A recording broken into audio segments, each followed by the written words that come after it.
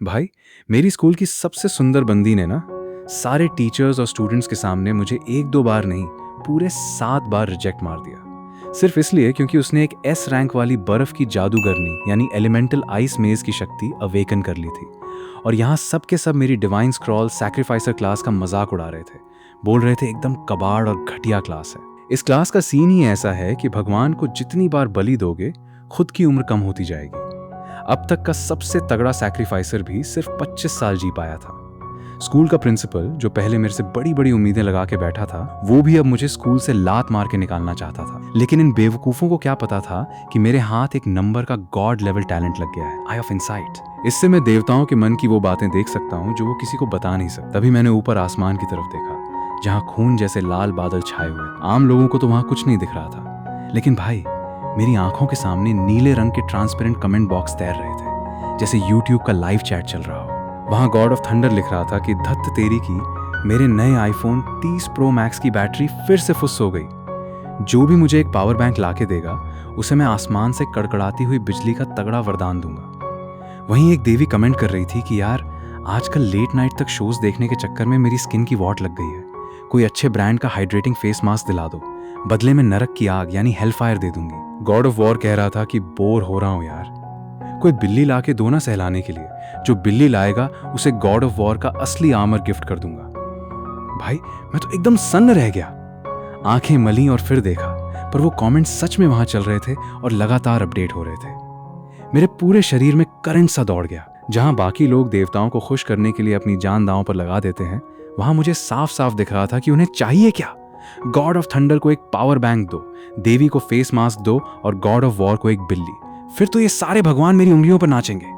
Stage के नीचे से मेरा मोटा दोस्त फैटी वांग घबरा के हाथ हिला रहा था। मैंने उसे देखा, फिर उन हंसने वाले चेहरों को देखा और मेरे चेहरे पर एक धांसू मुस्कान आ गई। मैंने मन में सोचा कि कम उम्र में मरने वाला भूत, भाई आज से मुझे देवताओं का शुगर डैडी बोलो।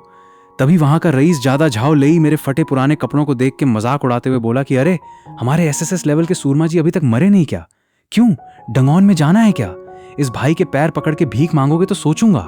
मूड अच्छा रहा तो तुम्हें चारे की तरह साथ ले चलूंगा। मॉन्स्टर्स तुम्हें चाव से खाएंगे। मैंने उसकी बकवास को भाव नहीं दिया और अपनी आई ऑफ इनसाइट से उसे स्कैन मार दिया। भाई, स्कैन करते ही पोल खुल गई। उसकी किस्मत वाली लाल चड्डी की जिप तक खुली हुई थी और जो वो चमचमाता हुआ महंगा कुल्हाड़ा लेके घूम रहा था, वो असल में हुआकियांग बेई मार्केट का बना हुआ एकदम लोकल और घटिया माल था, जो किसी भी कड़क चीज से टकराते ही टूट जाता। मैं अपनी हंसी रोक के आगे बढ़ गया और डंगौन की स्क्रीन पर देखा। मेरी नजर पड़ी एलोरेन फॉरेस्ट पर, जो लेवल 1 का डंगौन था और उसका बॉस एक सड़ा हुआ पेड़ यानी रॉटन ट्री एंड था। लोगों के लिए वो मामूली डेटा था, पर मेरी आंखों के सामने एक बड़ा सा लाल डेंजर का निशान चमक रहा था। मुझे बॉस का असली रूप दिख रहा था। वो फॉरेस्ट गॉड का एक रूप था। भाई, सीन ये था कि रात रात भर जाग के जंगल की रखवाली करने के चक्कर में उसके सारे बाल उड़ चुके थे और वो गंजा हो चुका था। वो अपना खोया हुआ स्वैग वापस पाने के लिए एक लंबे काले बालों वाले विग के लिए तड़प रहा था। और किस्मत देखो, मेरे बैग में वही विग पड़ा था जो मैं पिछली बार कॉस्प्ले वाले इवेंट से उठा लाया था। इसे कहते हैं एकदम परफेक्ट सेटिंग। मैंने फैटी वांग का हाथ पकड़ा और बोला कि भाई, एक बड़ा चांस मारेगा क्या? फैटी घबरा गया, बोला कि क्या पागलपन है भाई, वो 5 लोगों का डंगौन है, तुम सैक्रिफाइसर हो और मैं मीट शील्ड। वहां गए तो वो पेड़ हमारा कचंबर बना देगा। मैंने उसकी आंखों में आंखें डाल के पूरे रौब से कहा कि बस अपने भाई पर भरोसा रख। मेरा कॉन्फिडेंस देख के फैटी टांगे कांपने के बाद भी तैयार हो गया। हम झाव लेई और उसके चमचों के मजाक को पीछे छोड़ते हुए पोर्टल के अंदर घुस गए। सिस्टम का वार्निंग आया कि टीम एकदम बेकार है और बचने का चांस 0.01% से भी कम है। फैटी डर रहा था, पर मैंने उसे थाम लिया। मैंने उसे गाइड करना शुरू किया कि देख फैटी, डर मत। सामने बाईं तरफ झाड़ियों में लेवल 1 का जहरीला स्लाइम है, उसकी आंख पर वार करना। ऊपर दाईं तरफ पेड़ पर लेवल 2 का सांप है, उसका दिल उसकी कमजोरी है। फैटी, 2 कदम राइट हो जा, उस गड्ढे से बच और अपनी शील्ड उठा। हाँ, एकदम सही।